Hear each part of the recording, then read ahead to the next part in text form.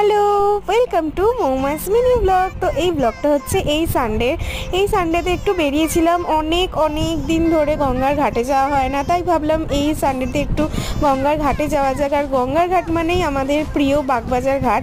তো এই ব্যাগটা দেখো কি সুন্দর, তো এই ব্যাগটা নিয়েছিলাম। আর গঙ্গার ঘাটে গেছিলাম ঠিকই, গিয়ে একদমই ভালো লাগছিল না, প্রচণ্ড বোর লাগছিল। একটু বসেও ছিলাম, বাট এখন এত ভিড় হয় গঙ্গার ঘাটে না এই সানডে করে, তো একদমই ভালো লাগছিল না। তো হ্যাঁ, মানে কলেজ লাইফে যত গঙ্গার ঘাটে বসে আড্ডা মারতে ভালো লাগতো, মজা লাগতো, এখন আর ততটা ভালোও লাগে না। হ্যাঁ, বড় হয়ে গেছি আমরা।